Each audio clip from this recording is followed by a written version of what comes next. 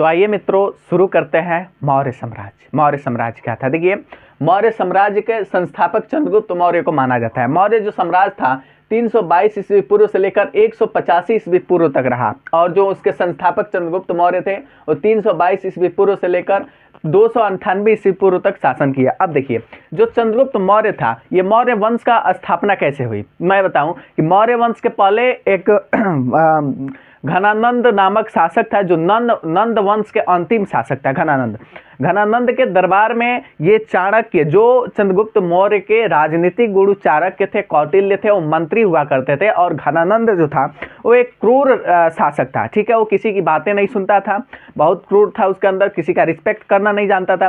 तो एक दिन सभा में जो चाणक्य थे वो अपनी टिप्पणी को कहे, अपने बातों को प्रस्तुत किया, और उनकी बातों का इज्जत न करते हुए उसने किसने? घनानंद ने उनको लात मार दिया। ये अपमान चाणक्य सह नहीं पाया, और चाणक्य ने घनानंद से कहा कि मैं तुम्हें गद्दी से उतार कर रहूंगा और मैं मगध की गद्दी पर एक योग्य शासक को बैठाऊंगा।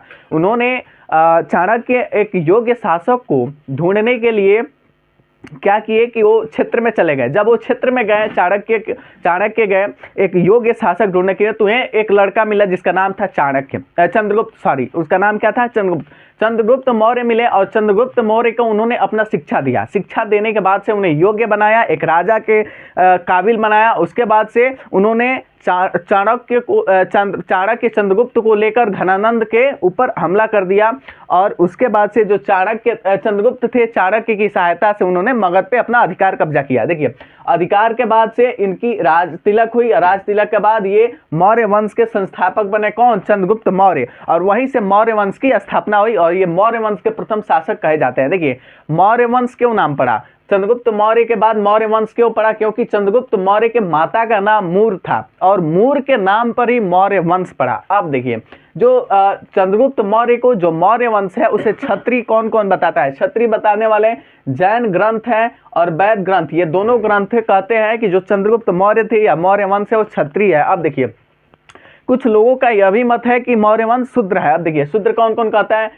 मुद्र राक्षस है, उसके लेखक हैं विशाख दंत, ठीक है, ये लोग। और एक और है विष्णु पुराण, इसके लेखक है श्री पराश ऋषि। ये लोग कहते हैं कि मौर्य वंश शूद्र है, अपने बुकों में लिखा है। और जैन धर्म, वैद धर्म कहता है कि जो मौर्य वंश था वो क्षत्रिय था। अब देखिए, 305 ईस्वी में एक युद्ध हुआ। उस युद्ध में चंद्रगुप्त मौर्य और उनके साथ सेल्यूकस के साथ युद्ध हुआ। इन दोनों के बीच युद्ध हुआ, और इसमें मौर्य वंश के जो सम्राट थे चंद्रगुप्त मौर्य वो विजयी हुए। विजय होने के बाद से सेल्यूकस हार गया, ठीक है। जब सेल्यूकस हारा तो अपने बेटी हेलेना से मौर्य वंश के शासक चंद्रगुप्त मौर्य से शादी करा दी। शादी कराने के बाद से 500 हाथी क्या किया? गिफ्ट किया, यानी उसे दहेज में दिया।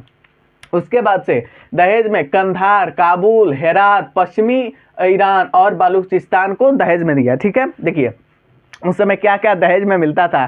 सोने चांदी के बाद से ये जगह, जमीन और हाथी घोड़े भी दान में दिए जाते थे। अब देखिए, जो सेल्यूकस थे वो चंद्रगुप्त मौर्य के दरबार में राजदूत के रूप में आए थे, और वो जब आए तो उन्होंने एक बुक लिखा। उस बुक का नाम था इंडिका, ठीक है। उस इंडिका बुक में लिखा क्या, उन्होंने क्या किया? देखिए, उस इंडिका बुक में मौर्य साम्राज्य के आर्थिक और राजनीतिक स्थितियों को बताया, उसका वर्णन किया, राजनीतिक स्थिति और क्या आर्थिक स्थिति। अब देखिए, जो चंद्रगुप्त मौर्य थे उनके धार्मिक गुरु कौन थे? धार्मिक गुरु भद्रबाहु थे, जो जैन धर्म के अनुयायी थे। और देखिए, चंद्रगुप्त मौर्य थे, उनके राजनीतिक गुरु कौन थे? राजनीतिक गुरु चाणक्य थे, जिन्हें हम विष्णुगुप्त, और उनका एक और नाम प्रसिद्ध है जिन्हें हम कौटिल्य के नाम से भी जानते हैं। अब देखिए, चाणक्य या कौटिल्य एक बुक लिखे, उसका नाम अर्थशास्त्र है। देखिए, जब चंद्रगुप्त की मृत्यु हुई, चंद्रगुप्त मौर्य की मृत्यु के बाद उनके जो लड़का था उनका नाम बिंदुसार था, उनके उत्तराधिकारी बना चंद्रगुप्त मौर्य का कौन उत्तराधिकारी? बिंदुसार बना। और बिंदुसार की मृत्यु के बाद से बिंदुसार का लड़का अशोक मौर्य बना। यही था आपका मौर्य वंश, और आगे हम पढ़ेंगे अशोक मौर्य के बारे में। धन्यवाद।